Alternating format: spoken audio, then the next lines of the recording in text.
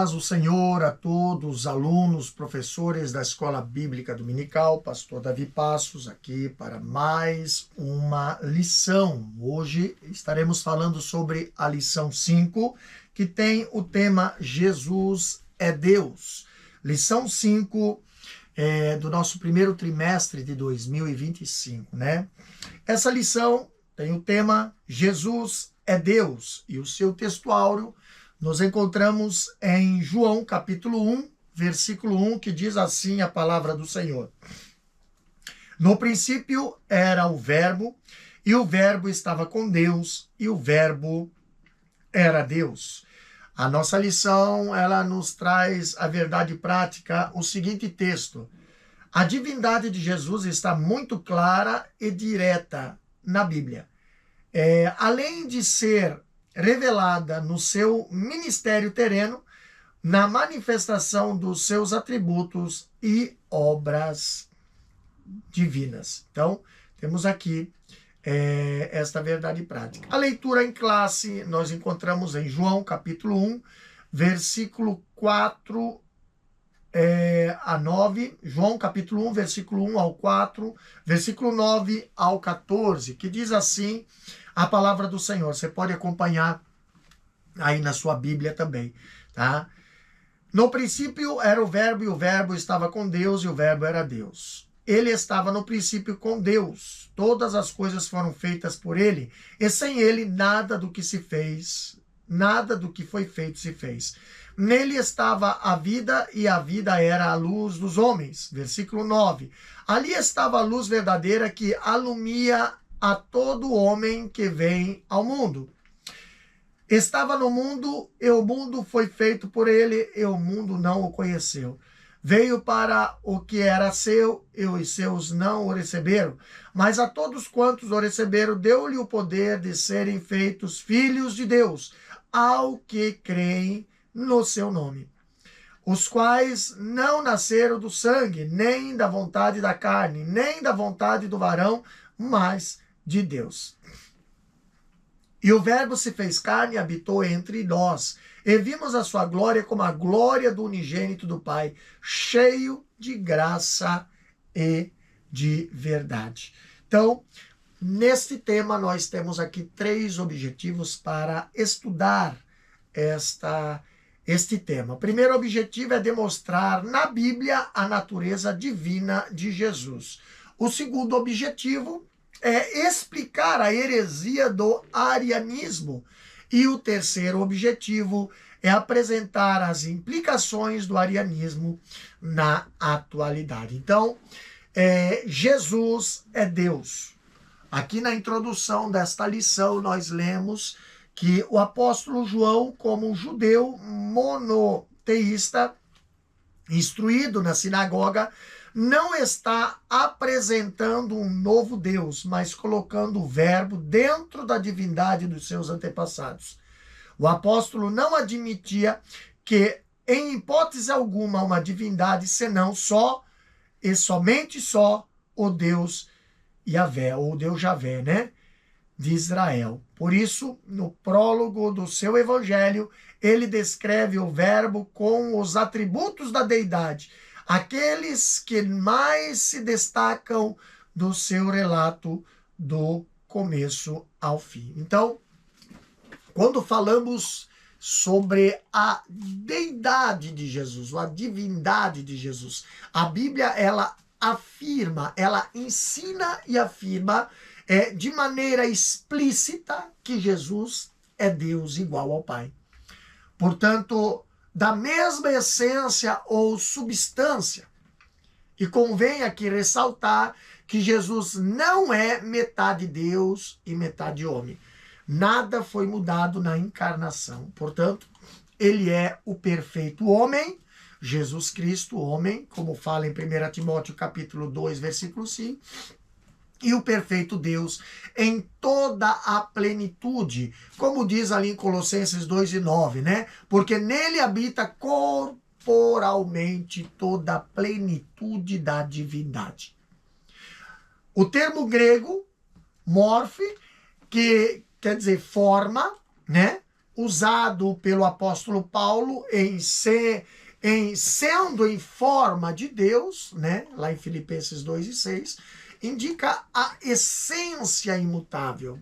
Então, portanto, Jesus jamais deixou de ser Deus.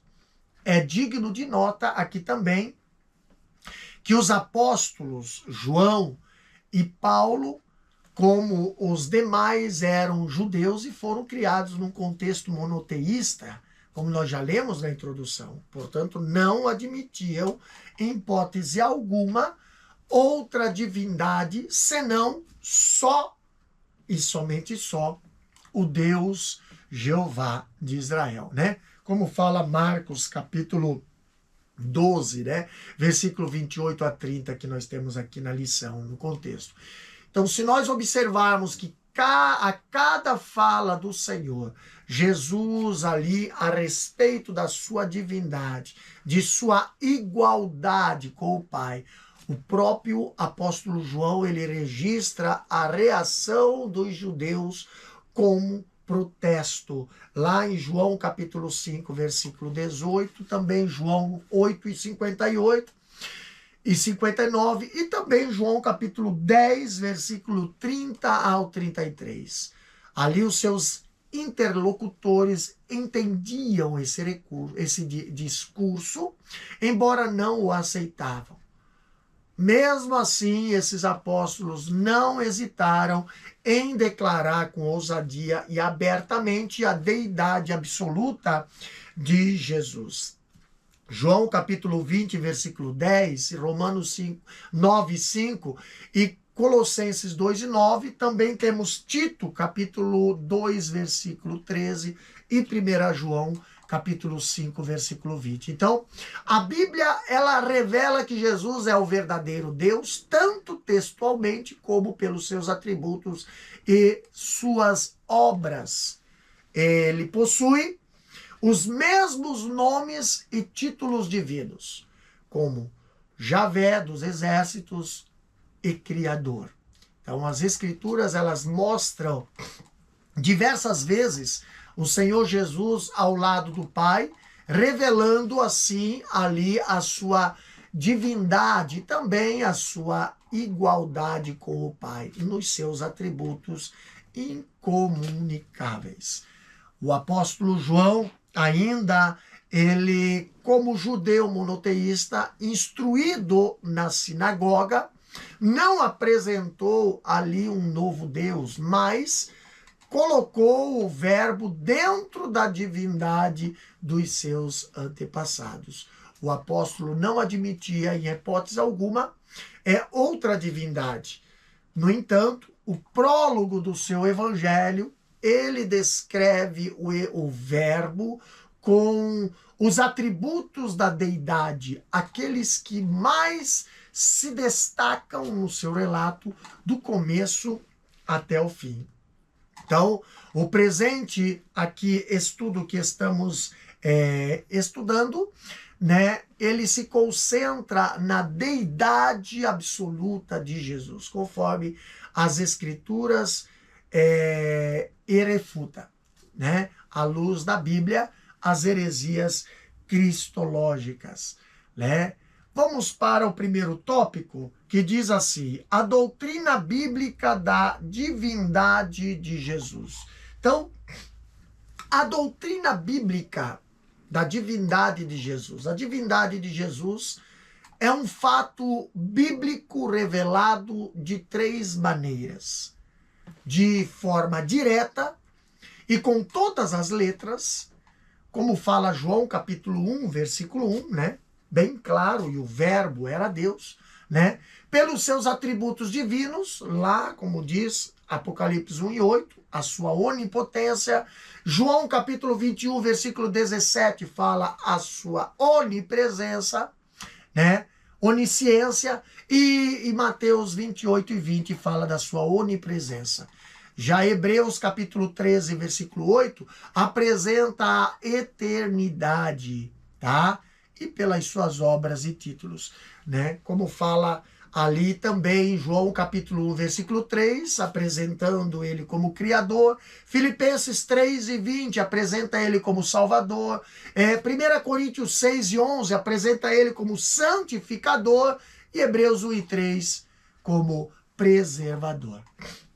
Então, aqui a lição nos tem o primeiro ponto. Jesus é Deus. Ali diz o seguinte: o Novo Testamento é direto quando a natureza divina de Jesus, e o verbo era Deus, como fala João 1:1, ao que Tomé lhe responde: Senhor meu, Deus meu, lá em João, versículo 20 e 28.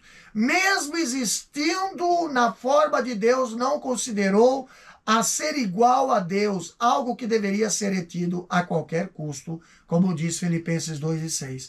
Para conhecimento do ministério de Deus, que é Cristo, Colossenses 2:2. A manifestação da glória do nosso grande Deus e Salvador Jesus Cristo, como diz Tito 2:13. Aos que conosco obtiveram fé igualmente precisa, na justiça do nosso Deus e Salvador Jesus Cristo, como diz 2 Pedro 1:1. E nós estamos naquele que é o verdadeiro, em seu Filho Jesus Cristo. Este é o verdadeiro Deus, a vida eterna. 1 João 5:20. Então, a Bíblia ensina que Jesus é Deus. Há inúmeras referências bíblicas em defesa da divindade de Cristo que revela o Senhor Jesus como Deus e Senhor. Ou seja, o Deus Jeová, ou Deus Javé de Israel. Quando olhamos para Isaías, capítulo 9, versículo 6, ali diz o seguinte: porque o menino nos nasceu, um filho se nos deu. E o governo está sobre os seus ombros, e o seu nome será, olha só, maravilhoso, conselheiro, Deus forte, Pai da eternidade, príncipe da paz. Essa profecia é messiânica e fala do nascimento e do ministério de Jesus. A própria organização das testemunhas de Jeová reconhece que o texto sagrado se refere a Jesus. Dos nomes apresentados, um diz expressamente que ele é Deus. Como fala ali, Deus forte. E outro revela um atributo moral exclusivo da sua deidade, Pai da eternidade. Quando olhamos outro versículo da Bíblia, se encontrando lá em Jeremias 23, 5 até o 6, ali diz: eis que vem dias, diz o Senhor, em que levantarei a Davi um renovo justo, e como rei que é, reinará, agirá com sabedoria e executará o juízo e a justiça na terra. Nos seus dias, Judá será salvo e Israel habitará seguro. E este será o nome pelo qual será chamado Senhor, justiça nossa. Então, ou Javé, né? Jeová é a nossa justiça, como fala a tradução brasileira. Então, trata-se de, ali, outra profecia messiânica que se descreve atributos e títulos de Jesus. Renovo de Davi, renovo justo, rei de toda a terra, salvador de Israel. Então, essas descrições estão reveladas no Novo Testamento, na pessoa de Jesus, onde encontramos em Romanos capítulo 1, versículo 3, Atos capítulo 3, versículo 14, também Atos 4 e 12, e Apocalipse 19 e 16. Por fim, também fala do renovo de Davi. O Messias é chamado de Javé, justiça nossa, né? Quando olhamos para Zacarias capítulo 12, versículo 10, ali a Bíblia também fala através desse profeta: e sobre a casa de Davi e sobre os habitantes de Jerusalém derramarei o espírito de graça e de súplica, e orarão para mim, olharão para mim, a quem transpassaram, e o prantearão como quem pranteia por um unigênito, e chorarão amargamente por ele, como se chora amargamente pelo primogênito. Então, o Deus Javé de Israel, que aparece nessa profecia pela expressão olharão para mim a quem transpassaram, é identificado no Novo Testamento como o Senhor Jesus, lá em João capítulo 19, versículo 37. E outra vez diz a Escritura, olharão para aquele a quem transpassaram. Tá? Já em Zacarias capítulo 14, versículo 5, a Bíblia fala, vocês fugirão pelo meu vale entre os montes, porque esse vale chegará até Azal. Sim, vocês fugirão como fugiram do terremoto nos dias de Uzias, rei de Judá. Então virá o Senhor, meu Deus, e todos os santos virão com ele. Essa profecia é escatológica e fala do grande livramento de Jerusalém por ocasião da segunda vinda de Jesus. E aqui nós vemos que o Messias é clamado de Jeová, meu Deus, como todos os santos com ele, né? Comparando ali essa profecia com a citada lá em Judas, versículo 14, né? Também falando aqui em João capítulo 1, versículo 1 até o 3, que nós lemos aqui na nossa leitura bíblica. No texto bíblico diz, no princípio era o verbo, e o verbo estava com Deus, e o verbo era Deus.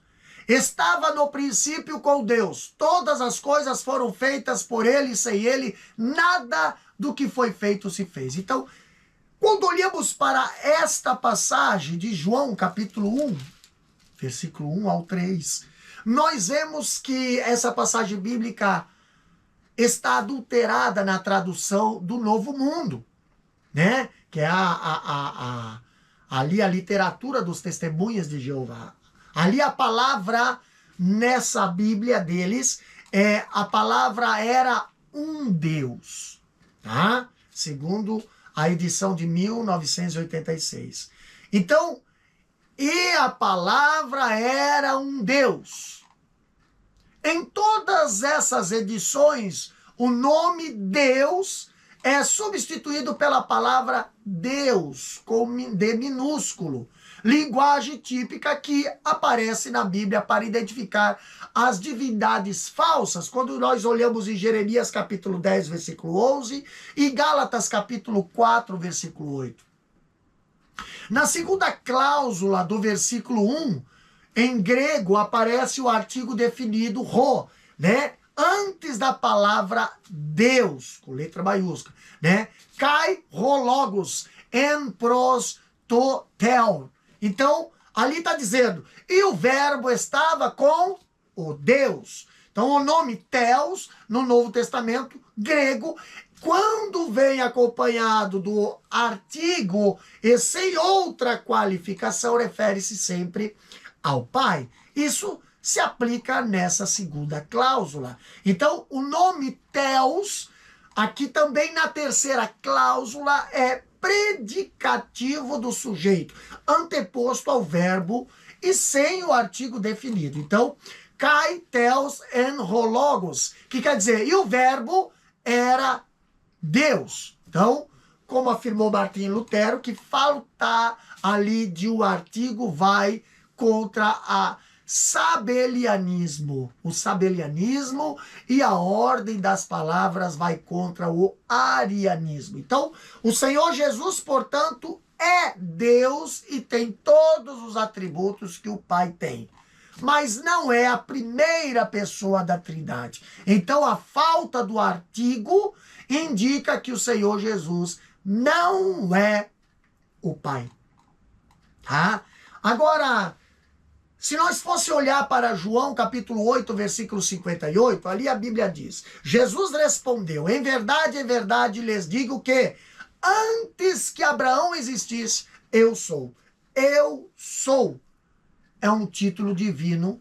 Jeová, ou Javé, se apresentou mais de uma vez como o eu sou, como nós olhamos em Êxodo capítulo 3, versículo 14, e Deuteronômio, lá, capítulo 32, versículo 39. Ali nós vemos, Jesus se declarou ser o mesmo eu sou do Antigo Testamento, e os judeus entenderam a sua mensagem, pois pegaram pedras para atirar nele, como diz João 8,59. Essa relação deles é porque, essa reação, né, deles é porque sabia que somente a Deus pertencia o título eu sou. E por isso consideravam blasfêmia a declaração de Jesus. Essa passagem, ela está falsificada na tradução do Novo Mundo, que traduziu o ego em mim, no caso, eu sou, por eu tenho sido, edição anterior, e eu já existia na edição atual. Então, o movimento das testemunhas de Jeová procura persuadir seus seguidores e o povo em geral de que Deus nunca se revelou a si mesmo pelo título Eu Sou. Então, aí nós temos um grande alerta, né, para esse tipo de heresia. Então, quando olhamos para João capítulo 20, versículo 28, ali a Bíblia diz: ao que Tomé respondeu, Senhor meu e Deus meu. Então, Tomé, ele chamou Jesus de Senhor e Deus. E isso é incontestável. Então, afirmar que se trata de uma expressão de surpresa seria anacronismo, porque os judeus ainda hoje não usam pronunciar o nome de Deus. Mas, no contexto judaico da época, seria tomar o nome de Deus em vão. Então, nós temos aí mais uma prova da deidade de Jesus. Também em Filipenses capítulo 2, versículo 6, a Bíblia diz que mesmo existindo na forma de Deus, não considerou o ser igual a Deus, algo que deveria ser retido a qualquer custo. Então, a divindade de Cristo está muito clara nessa passagem, mas se olharmos na tradução do Novo Mundo, né? A tradução do Novo Mundo, ela falsificou também mais esse versículo. Embora ele existisse em forma de Deus, nem mesmo chegou a pensar na ideia de tentar ser igual a Deus. Olha só que grande heresia, né? Então, Colossenses capítulo 2, versículo 9. Outro versículo aqui que nos traz a prova. Ali diz, porque nele habita corporalmente toda a plenitude da divindade. Quando olhamos para essa palavra divindade ou deidade, no texto grego é theotes, entendeu? Theotes. E só aparece uma vez no Novo Testamento grego. Essa passagem foi modificada lá na tradução do Novo Mundo, na Bíblia dos Testemunhos de Jeová, para se ajustar à sua cristologia arianista, tá? Então foi alterada esse versículo também lá na Bíblia dos Testemunhos de Jeová, ou no livro dos Testemunhos de Jeová, né? Então, quando olhamos para Tito, capítulo 2, versículo 13, ali a Bíblia diz, aguardando a bendita esperança e a manifestação da glória do nosso grande Deus e Salvador Jesus Cristo. Olhando para esse texto, o texto sagrado apresenta de maneira direta e inconfundível que Jesus é o grande Deus.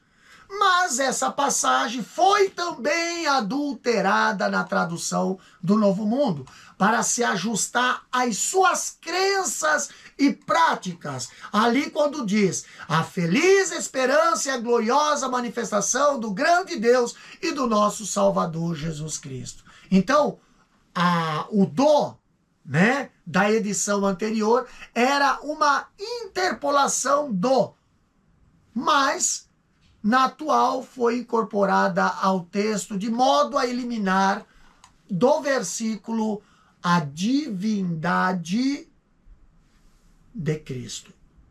Tá? Olhando para Hebreus capítulo 1, versículo 8, nós vemos o versículo dizendo assim: mas a respeito do Filho, diz, o teu trono, ó Deus, é para todo sempre, cetro de justiça e o cetro do teu reino. Esse texto é uma citação de Salmos capítulo 45, versículos 6 e 7, cujo Deus é o Deus de Israel, o Elohim, Deus. O escritor da epístola aos Hebreus, ele afirma, então, que o Deus do Salmo citado é Jesus. Esse Salmo já foi visto no capítulo 4, sobre a Trindade. Então, nós temos aqui mais uma prova de que Jesus é Deus, né? 2 Pedro capítulo 1, versículo 1, ali diz: Simão Pedro, servo e apóstolo de Jesus Cristo, aos que convosco obtiveram fé igualmente preciosa na justiça do nosso Deus e Salvador Jesus Cristo. Olha só que interessante. Eles usaram os mesmos artifícios que fizeram na passagem de Tito 2 e 3.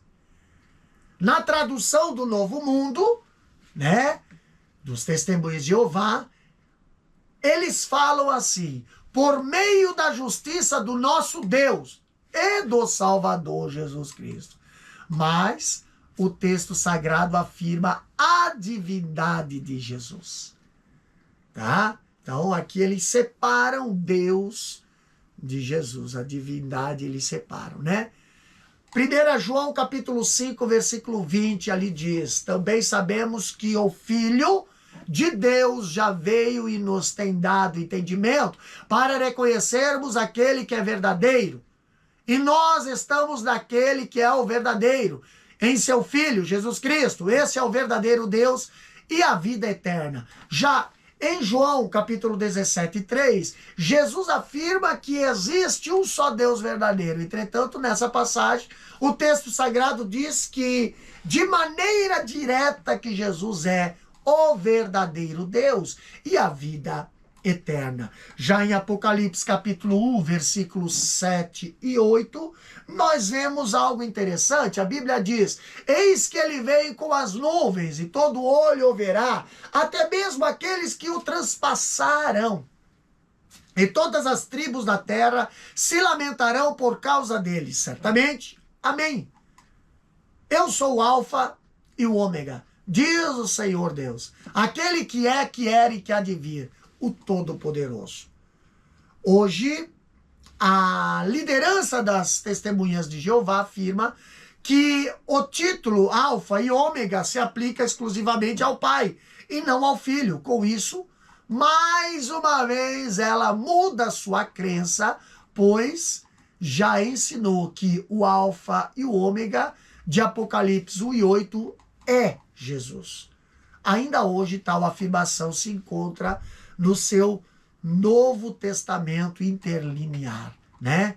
Todo o parágrafo desse capítulo 1 de Apocalipse trata da revelação de Jesus Cristo. Quando nós olhamos aqui no versículo 7 diz: eis que ele vem com as nuvens e todo olho o verá, até mesmo aqueles que o transpassaram, e todas as tribos da terra se lamentarão por causa dele. Certamente. Amém. Então, quem é esse que vem às nuvens? De quem o texto está falando? Olha aqui. Do Pai ou do Filho? Claro que é do Filho. Logo torna-se absurdo uma mudança brusca de sujeito do versículo 7 para o versículo 8. Então, o versículo 8 está falando do mesmo que vem com as nuvens. Portanto, não é uma referência ao Pai, mas sim ao Filho. Agora vamos para o segundo ponto da nossa lição, do tópico 1. Seus atributos absolutos. Os atributos são perfeições próprias da essência de Deus. Os atributos absolutos ou incomunicáveis são exclusivos da divindade, como onipotência, eternidade, onisciência e onipresença.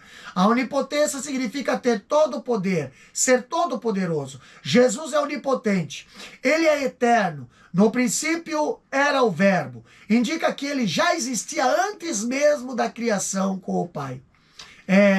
A onipresença é o poder de estar em todos os lugares ao mesmo tempo. Jesus é onipresente. A onisciência é o conhecimento perfeito e absoluto que Deus possui de todas as coisas, de todos os eventos e de todas as circunstâncias, por toda a eternidade passada e futura. Jesus possui esse atributo. Então, temos aí, né, seus atributos absolutos. Quando falamos dos atributos absolutos, esses atributos divinos são as perfeições de Deus revelada nas Escrituras. Perfeições próprias da essência de Deus.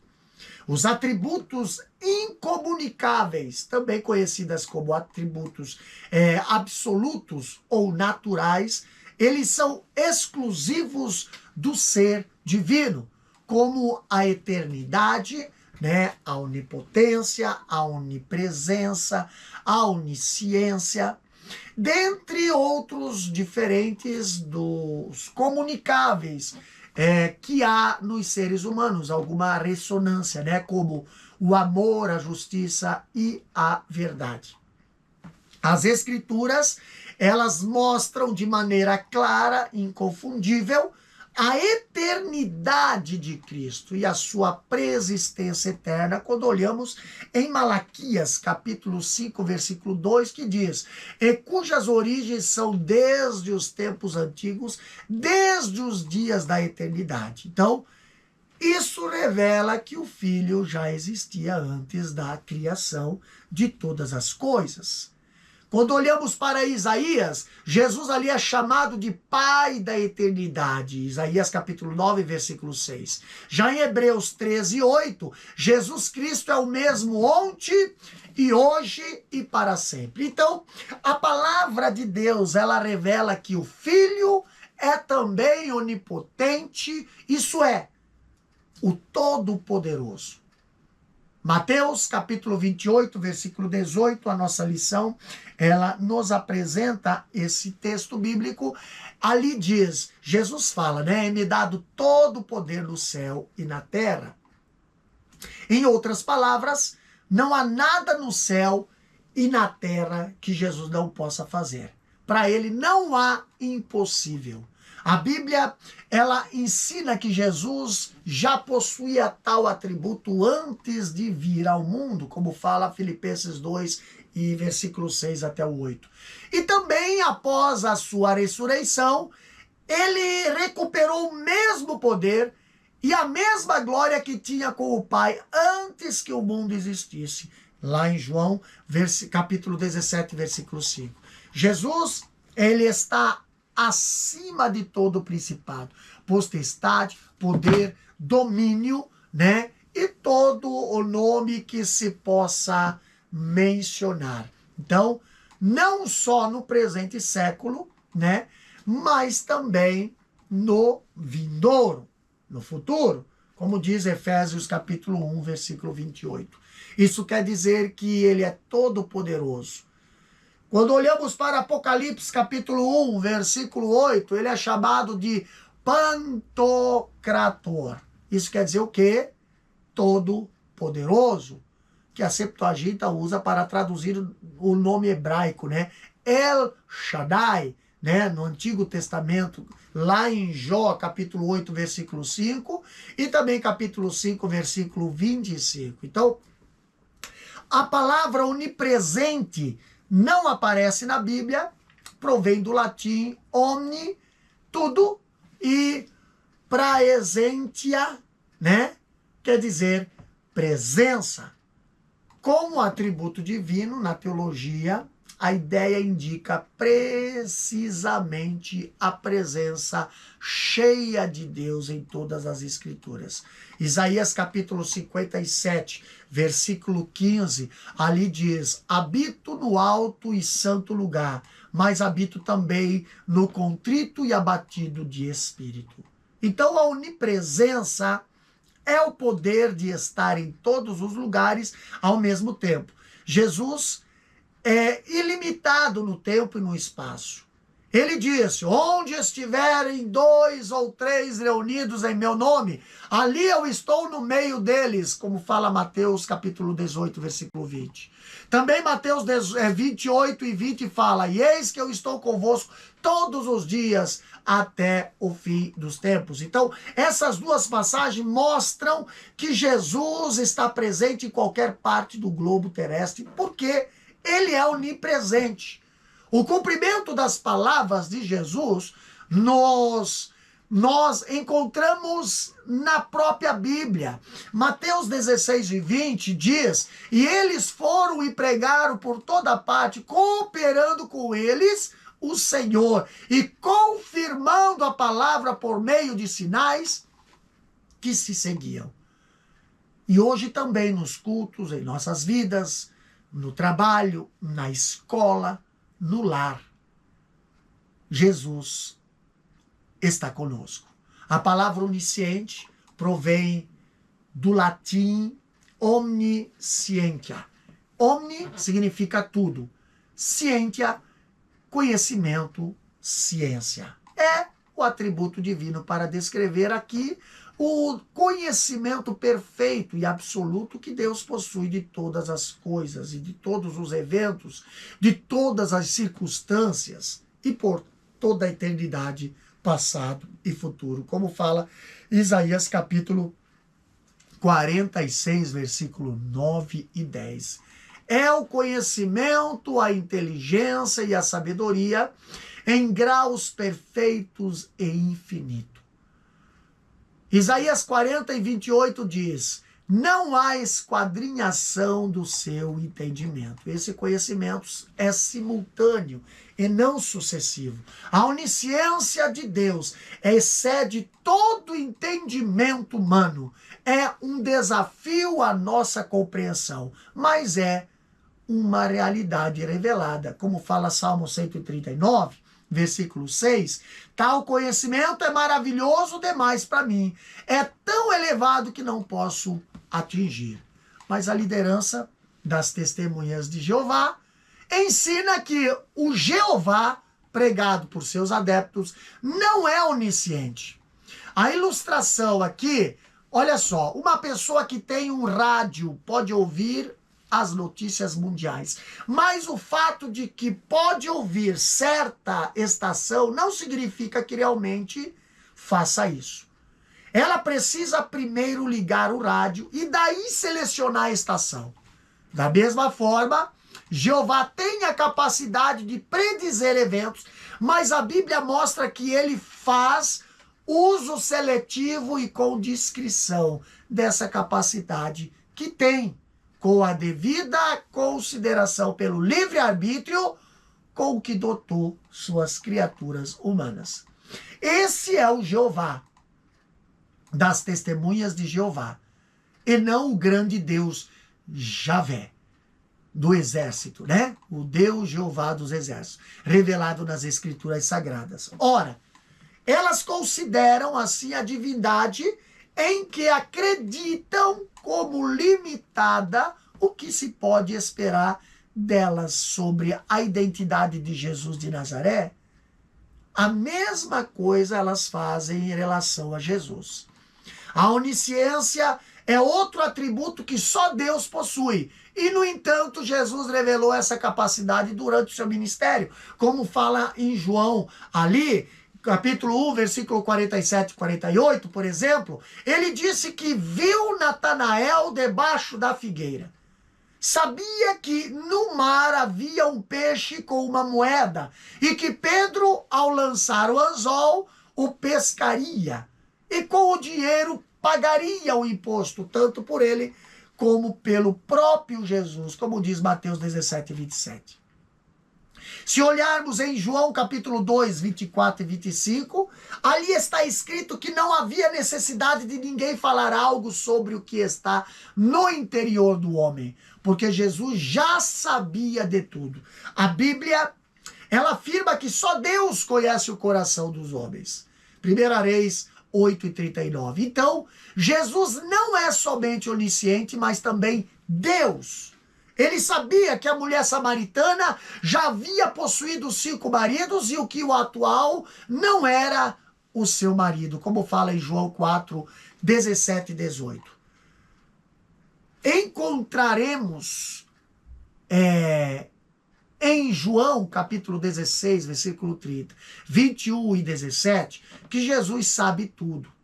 E Colossenses 2 e 23, que nos diz que Cristo, em quem estão ocultos todos os tesouros da sabedoria e do conhecimento. Então o Senhor Jesus ouvia a oração de Saulo de Tarso enquanto falava com Ananias e Damasco. Como diz Atos capítulo 9, versículo 11. Então não há nada no universo que Deus não saiba. É tudo porque Ele é onisciente. Ele é Deus. No segundo tópico da nossa lição, nós temos o tema a heresia que nega a divindade de Jesus. Então, temos aqui o arianismo, né? Mas antes de falarmos sobre o arianismo, eu quero falar aqui sobre os monarquianistas dinâmicos, né? Então, outro movimento monarquianista, ele é conhecido como monarquianismo dinâmico. Eles são chamados também de adocionistas, com quem também Tertuliano polemizou. Então, se nós olharmos para a história, seus seguidores ensinavam que o homem Jesus é adotado, ele recebeu o Espírito Santo ou o Logos por ocasião do seu batismo no Jordão, mas não é Deus. Daí o nome adocionista, tá? Na sua doutrina, né, dizia que ele recebeu ali poder, que é dinamis, né, que vem de força, poder, ao vir sobre ele o Espírito Santo. Daí o nome dinâmicos. Teódoto de Bizâncio, o curtidor, discípulo de Alogói, aceitava o evangelho de João, com certeza ressalvar, foi o primeiro monarquianista dinâmico de importância. Chegou a Roma em 190 depois de Cristo e foi excomungado em 198. Os dinâmicos consideravam Jesus apenas como um homem que nasceu de uma virgem, de vida santa, sobre quem desceu o Espírito Santo por ocasião do seu batismo no Rio Jordão. Alguns discípulos de Teódoto, rejeitavam qualquer direito divino em Jesus, mas outros também afirmavam que Jesus teria se tornado divino em certo sentido por ocasião da sua ressurreição. Hipólito de Roma rebateu essas crenças. Nós encontramos isso lá nos exemplares Refutação de Todas as Heresias, no volume 7. O mais famoso dinâmico foi Paulo de Samosata, bispo de Antioquia, entre 260 e 272. Ele descrevia o Logos como atributo impessoal do Pai. Eusébio de Cesareia diz que ele nutria noções inferiores e degradadas de Cristo, contrárias à doutrina da igreja, e ensinava que, quanto à natureza, ele não passava de homem comum. Tá? Então, no livro História Eclesiástica, nós encontramos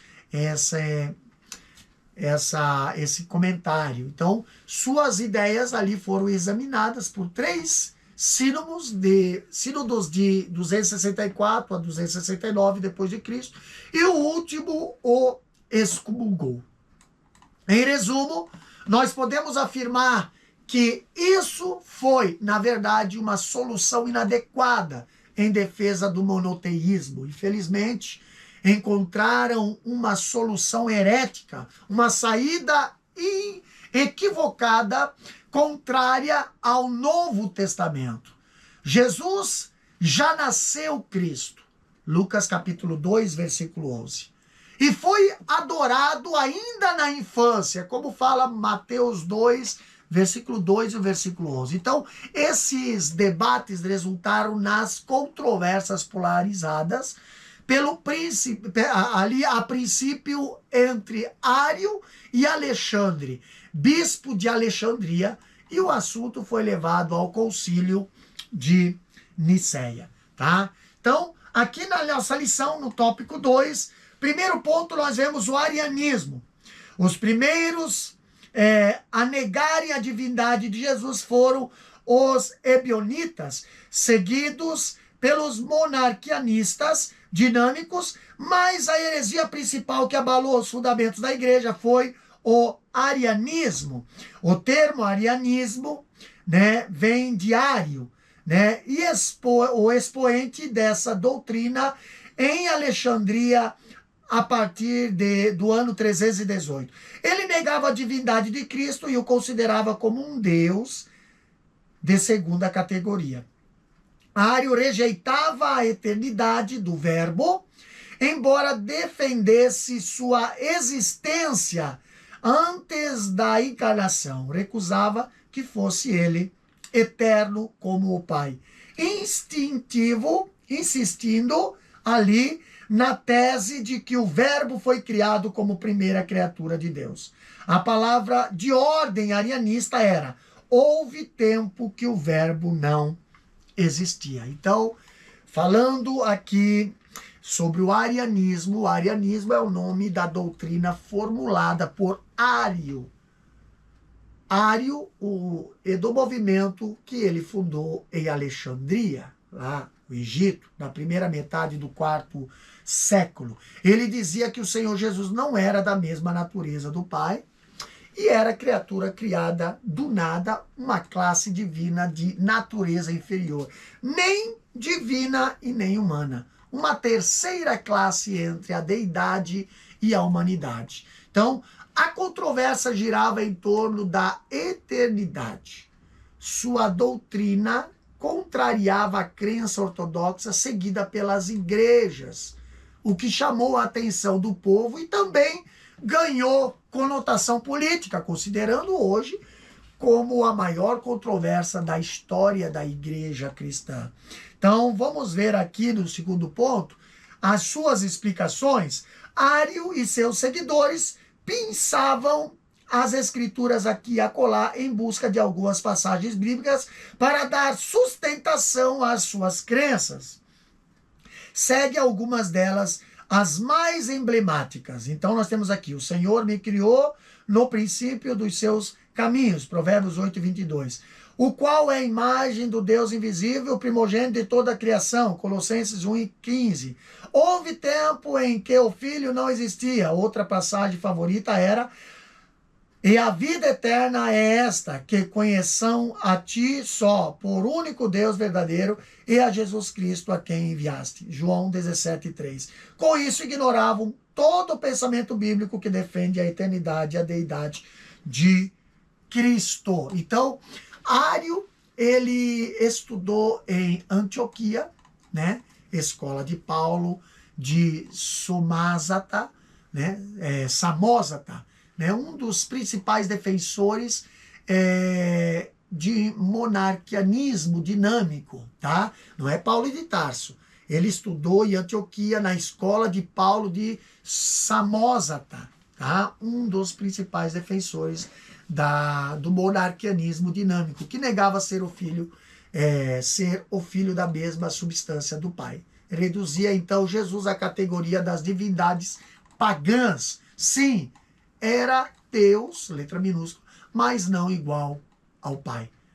Maria teria gerado um menino Deus, por isso nem era plenamente Deus e nem plenamente homem, né? Afirma Paulo Tillich, ele diz, né, essa foi a solução de Ario, estando na mesma linha do culto aos heróis do mundo antigo. Esse mundo era povoado por meios deuses, derivados do único Deus e incapazes de plenitude divina, mesmo quando no Olímpio, né, Jesus teria sido um desses deuses, quase Deus, mas não o próprio Deus. Então afirma aqui esse escritor Paul Tillich, né? Assim, Ario negava a eternidade do Logos, defendia sua existência antes da encarnação, como as tais testemunhas de Jeová, mas não aceitava que fosse ele eterno como o Pai. Insistia na tese de que o Verbo foi criado como primeira criatura de Deus. E a palavra de ordem arianista era: houve tempo que o Verbo não existia. Olha só que heresia, né? Alexandre, bispo de Alexandria, discordava dele, respondendo que a posição de Ario negava a divindade do Verbo e, em consequência de Jesus Cristo, e já que a igreja, desde o começo, tinha adorado a Jesus Cristo, se a proposta de Ario fosse aceita, né, a igreja teria de ou deixar de adorar a Jesus Cristo ou adorar uma criatura. Então, o conflito ali tornou-se público e Ario foi deposto de suas funções da igreja. Ele não aceitou a sanção, né? E escrevendo para bispos amigos que tinha prestígios e popularidades na cidade, e com isso seus partidários fizeram protestos, marchando pelas ruas, né, cantando suas máximas teológicas. Houve tempo que o Verbo não existia. Já o imperador Constantino estava mais preocupado em manter coeso o império, e a divisão da igreja era vista como uma ameaça a essa unidade. Então, o conselheiro teológico do imperador, o bispo Ósio de Córdoba, foi enviado para Alexandria para uma conciliação. Porém, ele constatou a gravidade e a profundidade do problema, e com isso o imperador convocou ali o Concílio de Nicéia, tá? Concílio de Nicéia. Então vamos para a nossa lição. Terceiro ponto aqui do segundo tópico. Como solucionar a controvérsia? A tradução criou de Provérbios 8:22, da Septuaginta, é opcional, pois o verbo hebraico nessa passagem é caná, né? Obter, adquirir, criar, mas o sentido de criar, para fazer a existência, algo do nada, é o verbo bará, tá? Como Gênesis 1:1 diz, né? O texto de Colossenses 1:15 diz que Jesus é o primogênito de todas as criações, e não o primogênito de Deus. A palavra prototokos, né, primogênito, primeiro, chefe, foi usado pelos escritores sagrados com o sentido de importância, prioridade, posição, primazia, preeminência. Ou seja, Jesus encarnado tem a primazia na criação. É a imagem do Deus invisível, porque é Deus. Conhecer a Deus é o mesmo que conhecer a Cristo, em virtude da unidade de natureza do Pai e do Filho. Então, temos aqui o Concílio de Nicéia, né? Os historiadores, eles afirmam que cerca de 300 bispos provenientes do Oriente e do Ocidente participavam dessa reunião em Nicéia. E por isso é tido como o primeiro concílio ecumênico da história, tá? Dentre elas estava presente um pequeno grupo de arianistas convictos, liderado por Eusébio de Nicomédia, né? Não confundir com Eusébio de Cesareia, tá bom? Esse aqui já é outro Eusébio, tá? Como Ário não era bispo, não tinha o direito de participar das deliberações. Então, de outro lado, estava um pequeno grupo liderado por Alexandre, bispo de Alexandria, acompanhado de, então, diácono Atanásio, vindo a tornar-se posteriormente ali bispo notável pela vigorosa defesa da ortodoxia cristã, que reconhecia a teologia ariana como ameaça à fé cristã. O concílio contava ainda com 3 bispos patrispacianistas, né? Que quer dizer doutrina modalista, que afirmava ter sido o Pai crucificado. Então, foi essas minorias, ou a maior parte era formado de bispo procedente do Ocidente, que fala latina, né? De fala latina. Sem interesse no que eles chamavam de especulações teológicas, pois se davam por satisfeito com a formulação trinitária de Tertuliano, que diz, pois eles são de uma só substância e de uma só essência e de um só poder. Eusébio de Nicomédia expôs a doutrina ariananista, né?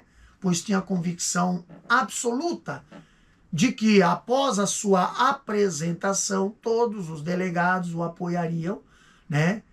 Aceitando-a como correta, mas grande foi sua decepção quando o plenário se manifestou com indignação ao ouvir ali a ideia de considerar o Filho de Deus como criatura, pois mais exaltado que fosse tal criatura. Alguns chegaram a arrebatar o seu discurso e rasgar em pedaço em meio aos gritos de blasfêmia, mentira e heresias. Isso quebrou o clima pacífico ali, suave daquela reunião, apesar das tentativas de prosseguir a análise das passagens bíblicas. Logo ficou claro que os arianos podiam interpretar qualquer citação de uma maneira que as favorecia. Por essa razão, a Assembleia ali decidiu compor um credo que expressasse a fé da igreja em relação às questões em debate. Eusébio de Cesareia, autor da proposta de se formular um credo, sugeriu o credo de Cesareia, né? Alegando ter recebido o texto de seus predecessores. Então, a esse credo, segundo Latourette, né, que diz, com a aprovação do imperador e talvez por sua sugestão, acrescentou a palavra humousios, né? Da mesma substância aplicada a Cristo. Assim, então, o credo de Cesareia foi modificado, tornando-se o conhecido credo de Niceia, né? Apenas 2 bispos se recusaram a assinar, os demais o assinaram, cujo teor é o seguinte. Olha só o que diz lá, nesse credo. Cremos em um só Deus, Pai onipotente, Criador de todas as coisas visíveis e invisíveis, em um só Senhor Jesus Cristo, Filho de Deus, unigênito do Pai, que é da substância do Pai. Deus de luz, luz de luz, verdadeiro Deus de verdadeiro Deus. Gerado, não feito, de uma substância com o Pai, por meio de quem todas as coisas vieram a existir. As coisas que estão no céu e as coisas que estão na terra. Que por nós homens e por nossa salvação desceu e foi feito carne. E se fez homem, sofreu e ressuscitou ao 3º dia. Subiu ao céu e virá para julgar os vivos e os mortos. Cremos também em um só Espírito Santo. Então, a importância fundamental dessa mudança foi a inserção das expressões da substância do Pai e de uma substância com o Pai. Entendeu? A substituição de vida vida de vida, por verdadeiro Deus de verdadeiro Deus, né? E do termo verbo de Deus por filho de Deus, o unigênito do Pai, mostrando ser ali ele gerado de maneira diferente dos seres humanos, somando-se a isso o acréscimo. Desceu e foi feito carne e se fez homem, para a nossa salvação, que resume, né, a essência da verdadeira identidade de Cristo. Então, a controvérsia não findou com o concílio. Eusébio de Nicomédia influenciou o imperador, que posteriormente mudou de posição e favoreceu aos arianistas. O movimento dos testemunhas de Jeová chegou a reconhecer essa mudança. Perto do fim de sua vida, o imperador Constantino favoreceu o lado antitrinitarianista, diário, sendo ajudado, nesse sentido, por Eusébio de Nicomédia, né? De modo que os trinitarianistas foram banidos. Por fim, o próprio Atanásio foi banido para a Gália. Com a morte de Alexandre em 328, Atanásio, agora bispo, sucedeu no cargo de bispo de Alexandria. E depois da morte de Constantino, Constâncio sobressaiu-se entre seus dois irmãos, Constantino II, né? E Constante, então tornando-se senhor do império. E ele apoiou a causa ariana também, como disse Jerônimo, né? O mundo despertou de um sono profundo e percebeu que tinha ficado ariano, tá? As críticas ao concílio de Nicéia são injustas, pois havia necessidade ali de um concílio geral por falta de uma autoridade de reconhecimento no Oriente e no Ocidente. As escrituras precisam ser interpretadas e até então isso acontecia nos sínodos, concílios locais ou regionais, tendo como resultado os credos regionais que serviram de inspiração e modelo em sua estrutura aos credos ecumênicos, ou seja, os credos gerais e universais. Kelly, ele trata ali disso com muita propriedade em Primitivos Credos Cristianos, em que mostra alguns desses credos, até mesmo o diário, né? Chegou a escrever o seu próprio credo. O papel do imperador não foi teológico. Isso veio dos bispos e teólogos. A presença do chefe de Estado era uma maneira de o documento ser aceito universalmente nas igrejas. Até então, a autoridade dos credos era restrita às dioceses ou administrações eclesiásticas.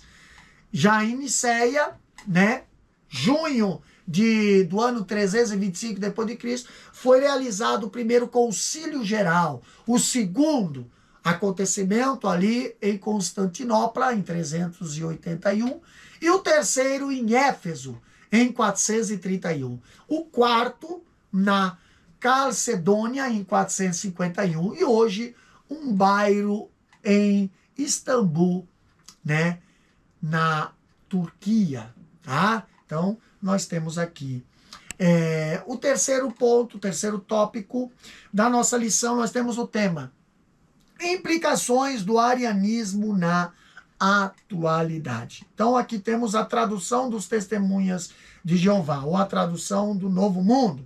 Vamos ler o que diz aqui na nossa lição? Então, o primeiro ponto.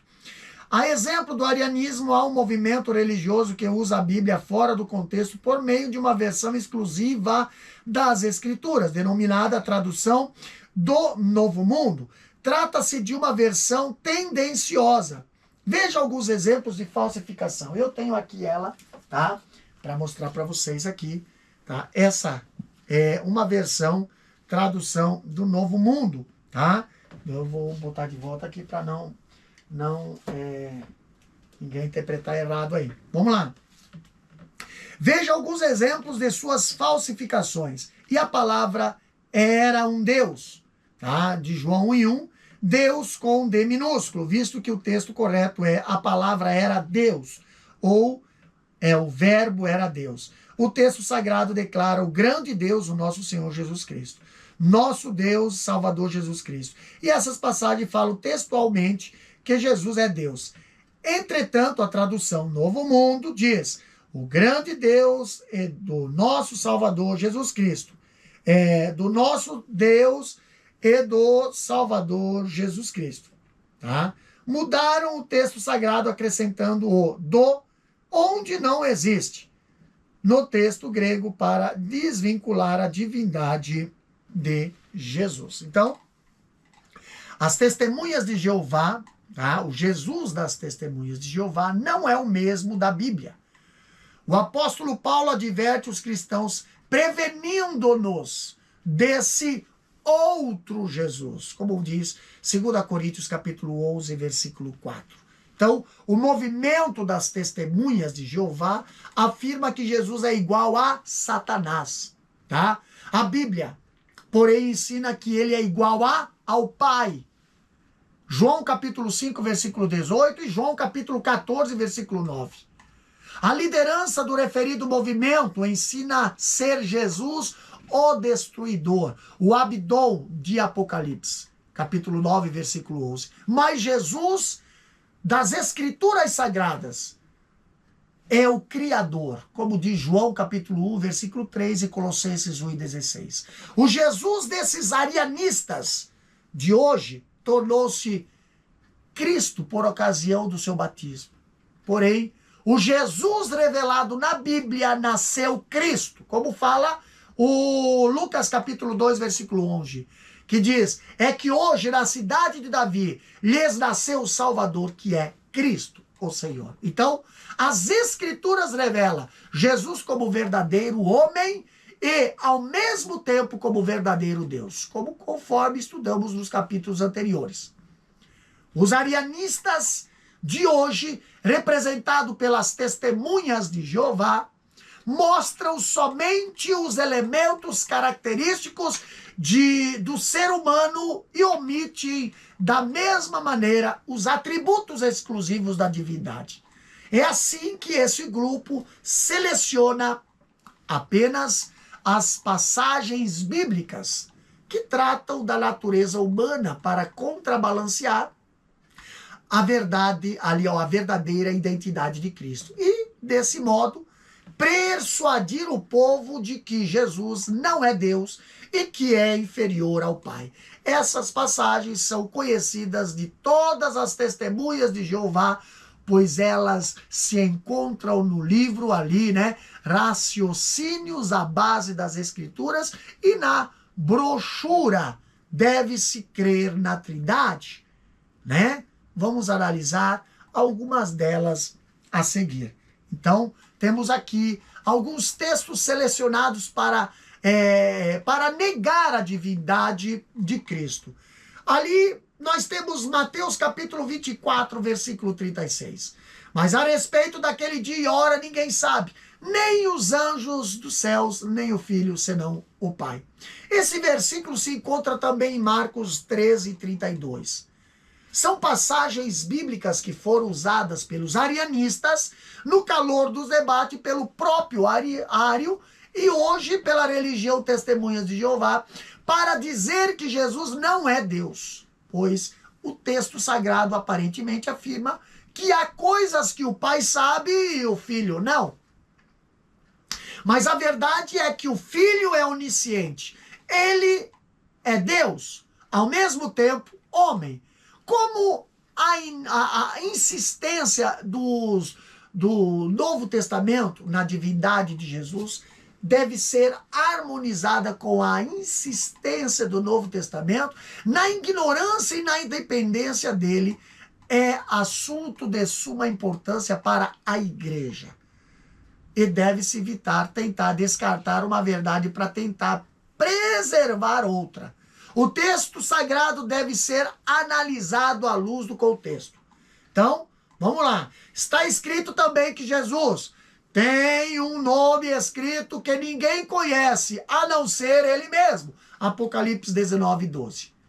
E isso não significa que o Pai desconhece esse nome. Como que Jesus, sendo onisciente, não podia saber a data de sua vinda, visto que ele, como diz João 16:30, sabe tudo. A resposta é que naquele momento ele falava como homem. O Verbo se escravizou a si mesmo por ocasião da sua encarnação, assumindo a natureza humana, sem, contudo, neutralizar sua divindade e suas prerrogativas. Robertson afirma, no comentário de Filipenses capítulo 2, versículo 5 e até o 8, que Jesus assumiu as limitações de lugar espacial e de conhecimento e poder, ainda que na terra reteve muito mais de todo o que qualquer simples homem. O Senhor Jesus foi ungido com o Espírito Santo e poder para, como homem, operar milagres e maravilhas, como fala Lucas capítulo 3, versículo 16, Lucas capítulo 4, versículo 18 e 19, e Atos 10 e 38. Então, é difícil localizar a fronteira entre o humano e o divino em Jesus, nos evangelhos. Mas as duas naturezas estão presentes. Às vezes agia como homem, outras vezes como Deus.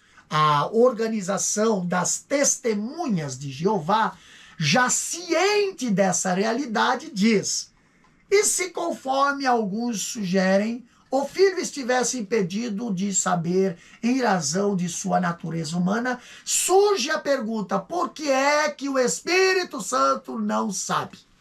Eles levantam outra questão, pois já sabe que não mais convence as pessoas com o seu argumento, porque Jesus possuía a natureza humana e também a divina. Por isso, envolvem o Espírito Santo para sustentar seu pensamento. Então, nós perguntamos a esses teólogos arianistas: quem disse que o Espírito Santo não sabe? Ele não aparece nas referidas passagens, que é uma das passagens bipartidas, e não envolve a terceira pessoa da Trindade. A Bíblia, no entanto, declara que o Espírito, ali, 1 Coríntios capítulo 2, versículo 10 até o 11, penetra todas as coisas, ainda as profundezas de Deus. Ninguém sabe as coisas de Deus, senão o Espírito de Deus. Então, veja que esse movimento parte de uma premissa falsa para depois fundamentar seu argumento em cima dela. Se a palavra ninguém não pode excluir o Espírito Santo, logo não poderá também excluir o Pai. Como fala em Apocalipse 19 e 12, né? Vocês ouviram que eu disse, como diz João 14, 28. Vou e volto para junto de vocês. Se vocês me amassem, ficariam alegres com a minha ida para o Pai, porque o Pai é maior do que eu. Então, essa era uma das passagens bíblicas prediletas de Ario, e também ainda o é dos seus discípulos, ainda hoje. Eles encontram nela elementos para fundamentar sua crença de que o Filho é inferior ao Pai. Com isso, conclui que Jesus não pode ser Deus. Os arianistas se apegaram com muita gara nesse versículo para negar a divindade de Cristo. Da mesma forma fazem os muçulmanos. E os líderes das testemunhas de Jeová constroem seu argumento em cima dele. Então, a humanidade de Cristo, ou seja, essa subordinação ao Pai, dirigida pelo Espírito Santo, foi uma condição para o seu messiado, né? E isso não neutraliza a sua deidade, pois é uma questão de função e não de natureza. Jesus tornou-se homem e, tal como tal, né, assumiu voluntariamente essa submissão ao Pai, Pois o mesmo Jesus afirmou lá em João 5,30, porque não procuro a minha própria vontade, e sim a vontade daquele que me enviou. Então, é o Jesus homem que está falando assim. Fica provado o texto de João capítulo 14, 28, não invalida a deidade do Filho, né? João capítulo 1, versículo 18 diz: ninguém jamais viu Deus, o Deus unigênito, que está junto do Pai, é quem o revelou. Então, o Filho unigênito, né? Como fala em outra tradução. Então, essa passagem bíblica foi falsificada na tradução do Novo Mundo, pois ali usa Deus com letra minúscula, usando essa verdade, mas com analogia falsa. Argumenta que Deus nunca foi visto por alguém, o Filho foi. Logo, ele não pode ser Deus. Então, esse argumento é muito artificial, tá?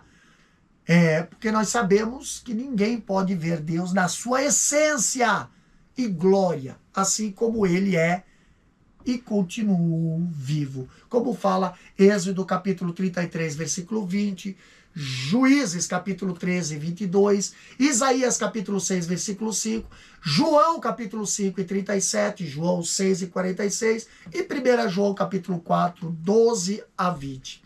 É nesse sentido que ninguém jamais viu Deus. Mesmo assim, ele foi visto em suas manifestações antropomórficas, né? Quando diz Êxodo 24 e 10, né? E viram o Deus de Israel. Da mesma forma, o profeta Isaías, né? Ele também diz ali, Isaías capítulo 6, versículo 1, e vi o Senhor assentado sobre um alto e sublime trono, né? Também fala em João capítulo 1, versículo 14, que é o texto que nós lemos aqui no início da lição, e o verbo se fez carne e habitou entre nós, cheio de graça e de verdade, e vimos a sua glória, como o unigênito do Pai. Então, Jesus é o Deus que viveu como homem ao assumir a forma humana, como fala Colossenses 1,15, ele é a imagem do Deus invisível. Ele nos revelou o Pai. E essa interpretação dos teólogos da testemunha de Jeová traz problemas para a própria organização, pois mais de uma vez ela se contradiz.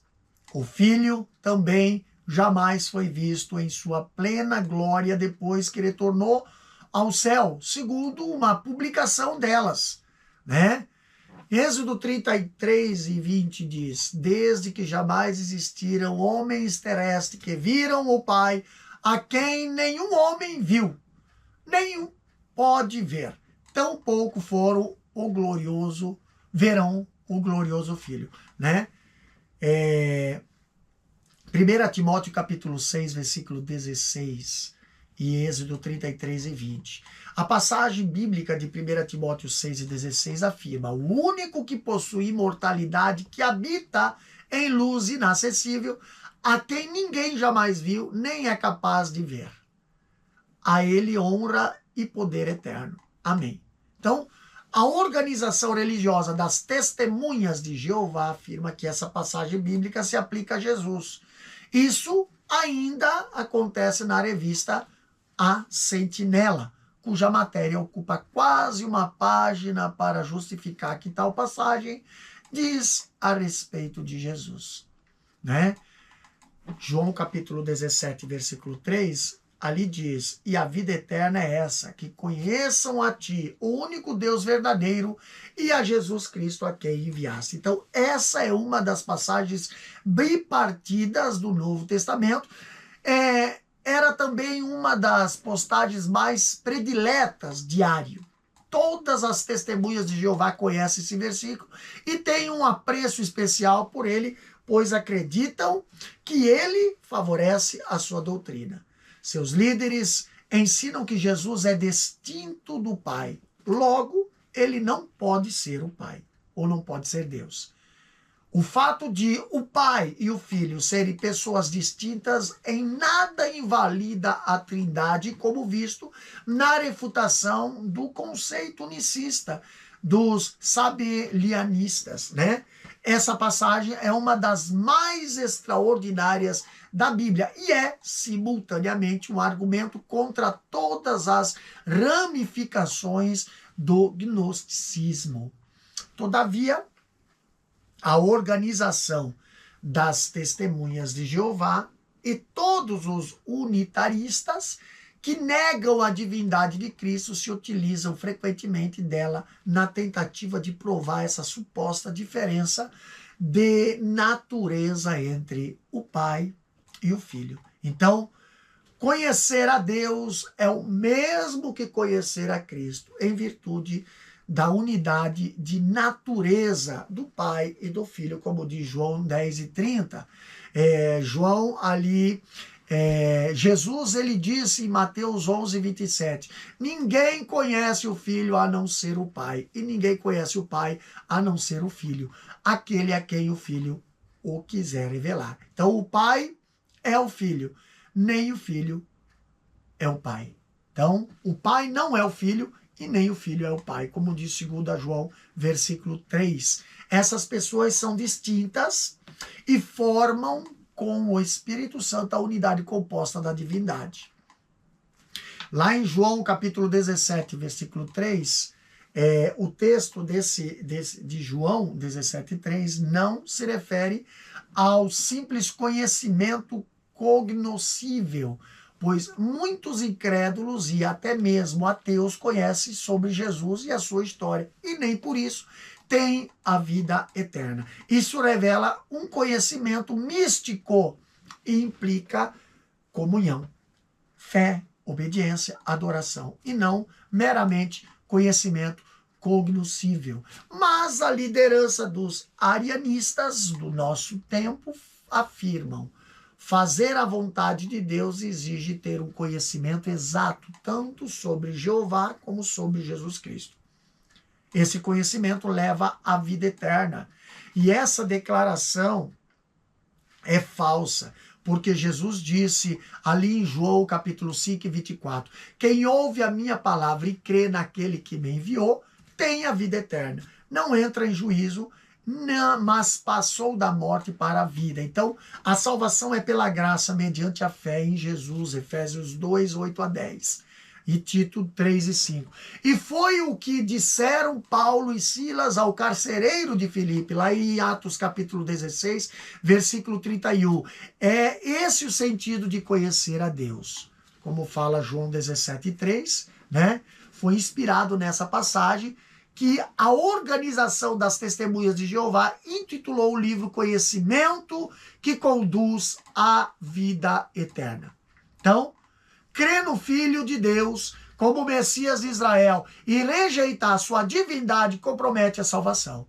E foi a doutrina ensinada pelos ebionitas e ainda hoje é advogada pelo islamismo, tá?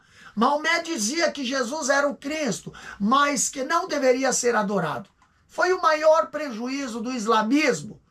Jesus declarou que sem fé nele está tudo perdido, como diz João 14:1, né? Vocês creem em Deus, creem também em mim.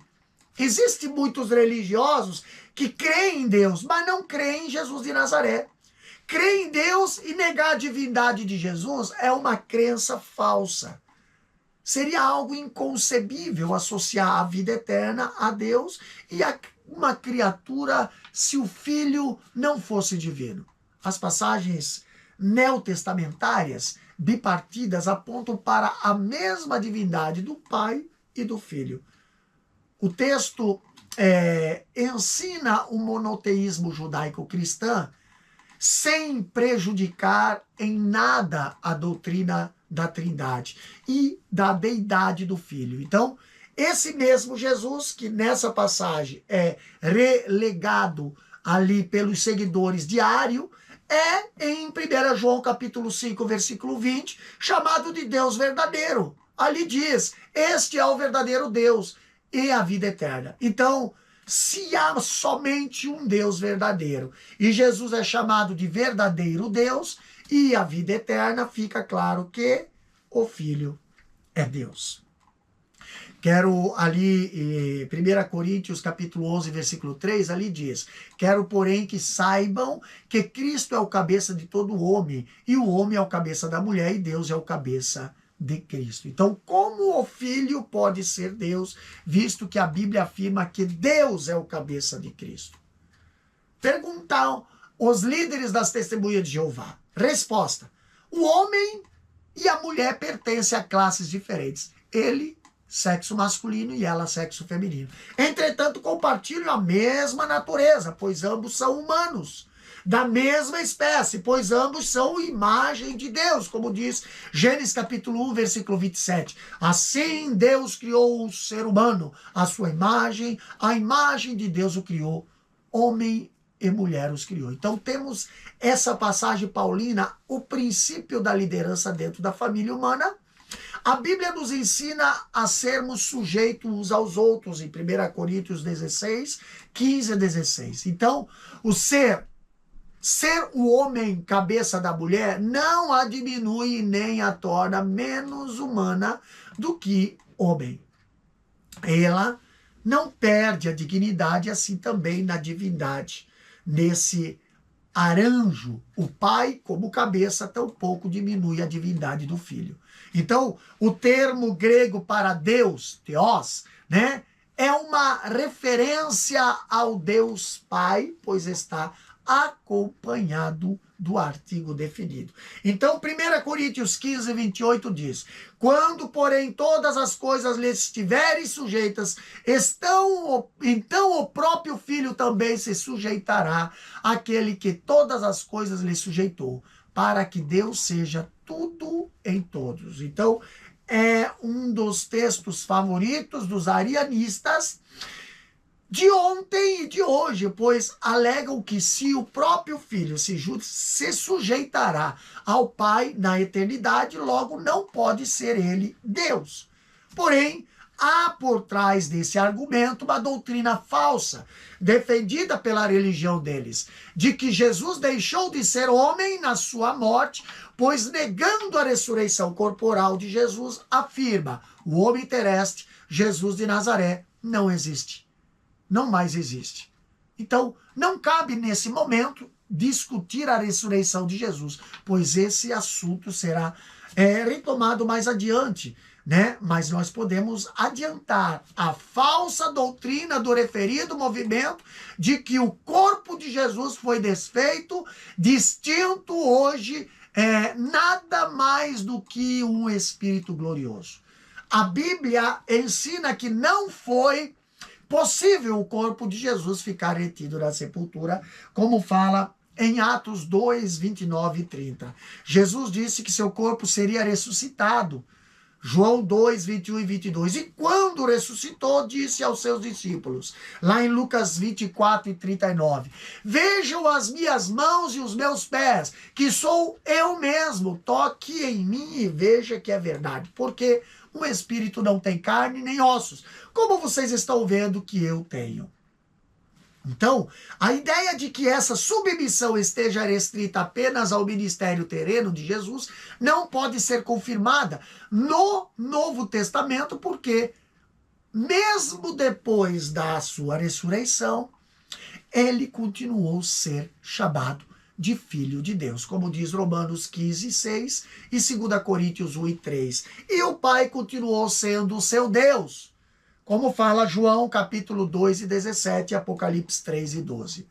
Jesus não deixou a sua humanidade. A diferença é que, depois de sua ressurreição, a ascensão tornou-se ser humano glorificado e exaltado, sendo o mediador da nova aliança. A Bíblia fala em 1 Timóteo 2 e 5, porque há um só Deus e um só mediador entre Deus e a humanidade, Cristo Jesus, homem.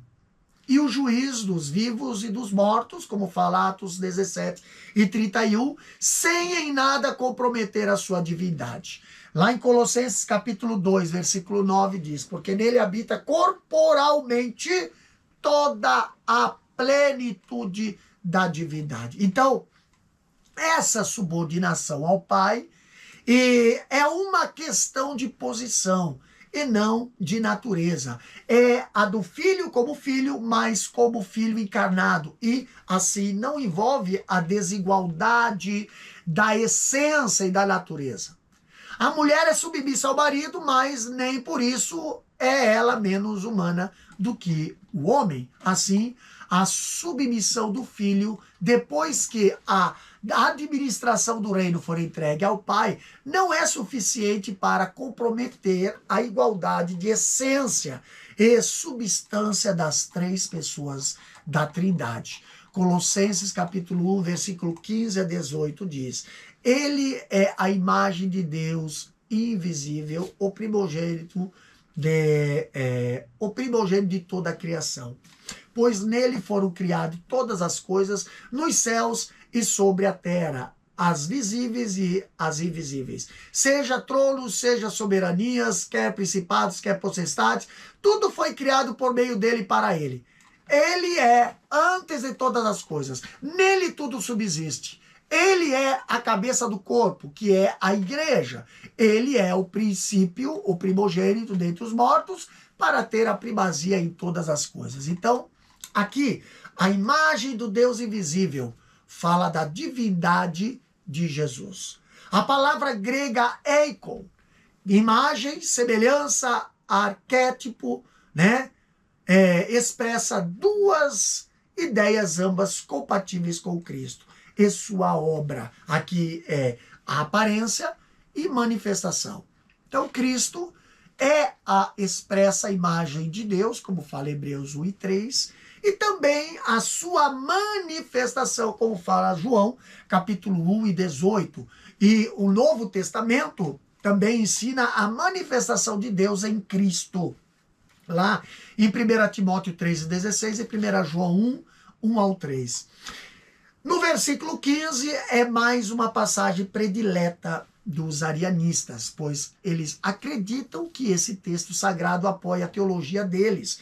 E eles afirmam que Jesus não pode ser Deus porque é chamado na Bíblia de o primogênito de toda a criação. E assim não é eterno, mas criatura. Então, esse pensamento está baseado numa interpretação errada. O texto afirma ser Jesus o primogênito de toda a criação e não o primogênito de Deus, o que é muito diferente. Vamos primeiro verificar o significado da palavra primogênito e em seguida analisar o sentido dela no texto. Então o termo hebraico é Bekor, né? Significa primogênito, primeiro, filho mais velho, excelente. E o grego protótokos é o primeiro em nascer. O primogênito, primeiro chefe. Escritores sagrados, eles usaram essas palavras com o sentido de importância, propriedade, ou prioridade, posição, primazia e preeminência.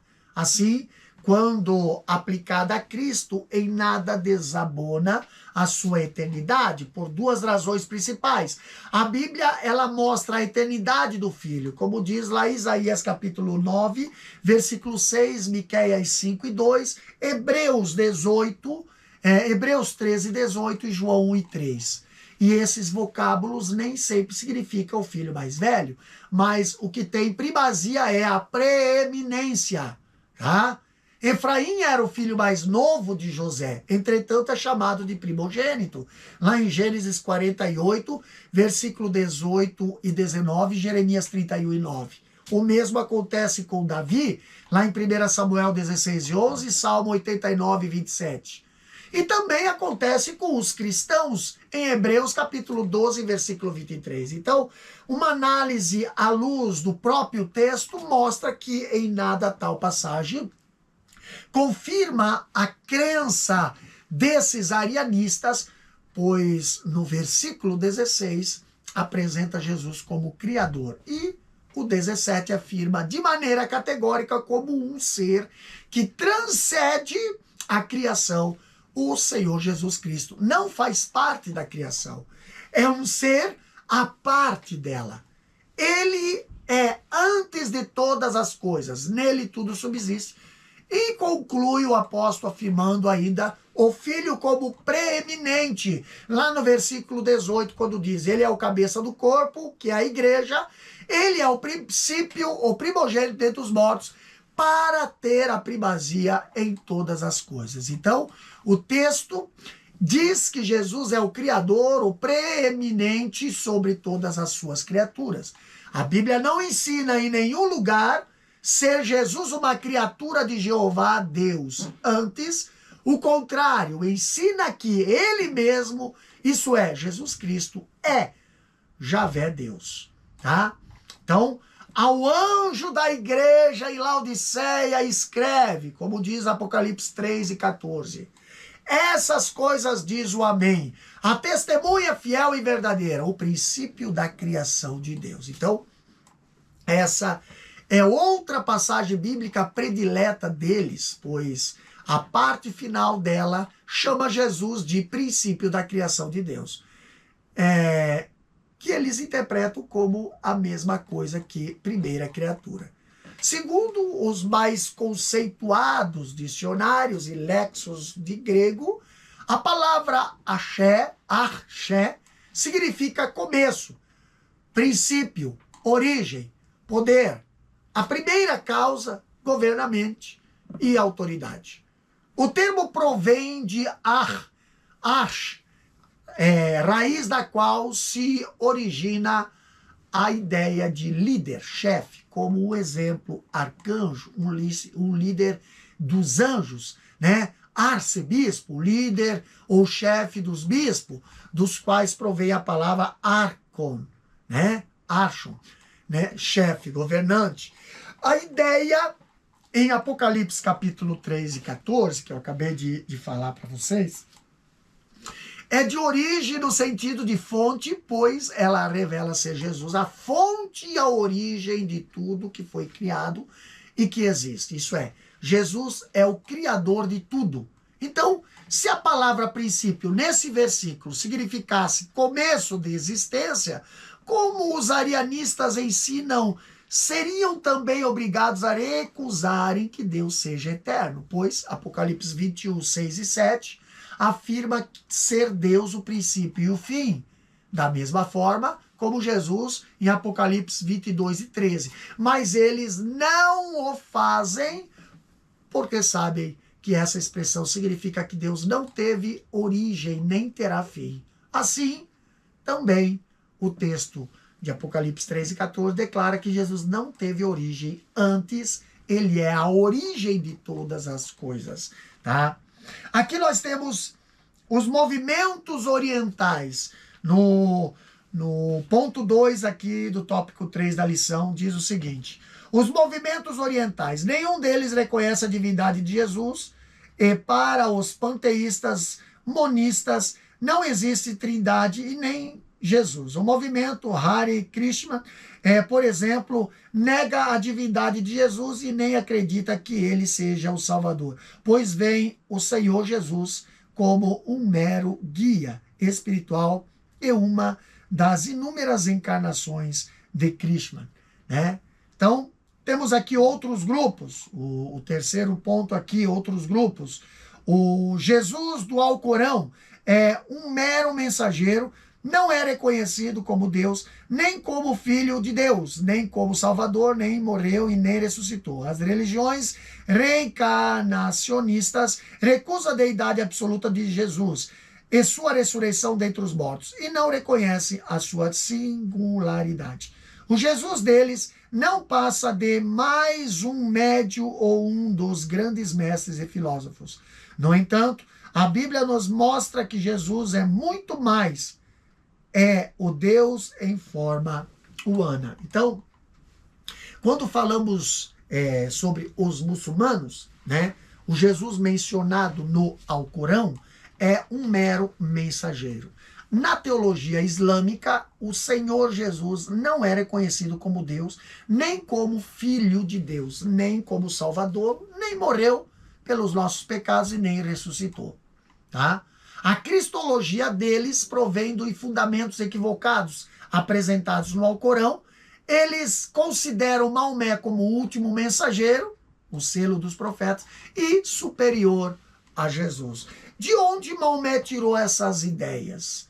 Há muitas controvérsias. Eruditos islâmicos do passado afirmavam que Maomé ouviu de certos cristãos sobre a existência de 3 deuses: Deus, Jesus e Maria. No entanto, sabe-se que os ensinos gerais de Maomé vieram de suas próprias mulheres, pois foi polígamo e possuía harém, né? Algumas eram de origem judaica e cristã. Algumas dessas mulheres influenciaram com toda a probabilidade os ensinos do profeta. E outras tiveram um papel importante na história do Islã, né? Foi por meio dessas informações que Maomé desenvolveu sua teologia. Então, o Alcorão afirma ser blasfêmia crer que Jesus é o Filho de Deus, pois apresenta a filiação como resultado de relação sexual. E isso implicaria cúpula conjugal entre Deus e Maria, né? Dessa maneira, todos nós reputamos também por blasfêmia. Porém, é isso que a Bíblia ensina. É isso que a Bíblia ensina. De modo algum, a expressão como Filho de Deus no Novo Testamento significa a sua origem e a sua identidade. Jesus disse: eu saí e vim de Deus, como diz ali João 8:42. Não segue o mesmo padrão de reprodução humana. Ele foi concebido pelo Espírito Santo, como diz Mateus 1:18-20 e Lucas 1:34-35. Tá? Então nós temos aí, né, outros grupos que acabam, né, não acreditando na deidade de Jesus. Vamos para a conclusão desta lição. A conclusão da lição diz o seguinte: diante do exposto, a conclusão bíblica é que somente Deus pode salvar. Somente Ele é o Salvador. Se o Senhor Jesus não é Deus, logo não pode ser Salvador. Então, negar a divindade de Jesus é negar a salvação. Amém? Vamos fazer os exercícios, revisando o conteúdo. Primeira questão, nós diz o seguinte: como a Bíblia revela Jesus como verdadeiro Deus? Resposta: e nós estamos naquele que é verdadeiro, que é o verdadeiro, e em seu Filho Jesus Cristo. Este é o verdadeiro Deus e a vida eterna. 1 João capítulo 5, versículo 20. Segunda questão diz o seguinte: quais os primeiros grupos religiosos da história a negarem a divindade de Jesus? Resposta: os ebionitas, os monarquianistas, dinâmicos e os arianistas. Tá? Terceira questão: cite 3 passagens bíblicas adulteradas na tradução do Novo Mundo para negar a divindade de Jesus. Então nós temos a resposta: João 1:1, Tito 2:13 e 2 Pedro 1:1. Quarta questão: cite 3 grupos religiosos da atualidade que negam a divindade de Jesus. Resposta é: as Testemunhas de Jeová, os Hare Krishna e os muçulmanos. Tá? Quinta e última questão: qual o ponto mais crucial do arianismo? Resposta: negar a divindade de Cristo é negar a salvação. Romanos 10:9. E aqui nós terminamos mais uma aula, né? A 5ª aula desse primeiro trimestre de 2025. Tá? Que Deus possa abençoar a sua vida, professor, que vai estar aí preparando a sua aula, né? Preparando o seu material aí para estar lecionando em suas classes de Escola Bíblica Dominical. Que Deus os abençoe. Amém? Amado Deus, eterno Pai, te agradecemos por mais esta aula, Senhor. Deus, o Deus Criador dos céus e da terra, e nós reconhecemos, Senhor, o teu poder, a tua onisciência, a tua onipresença. Pai querido, abençoa cada um, Senhor, que estará ouvindo e aprendendo através da tua palavra, Senhor, no decorrer deste estudo, Senhor. Abençoa cada classe, abençoa cada aluno, Senhor. Nós te pedimos no nome de Jesus. Amém e amém. Que Deus vos abençoe no nome de Jesus.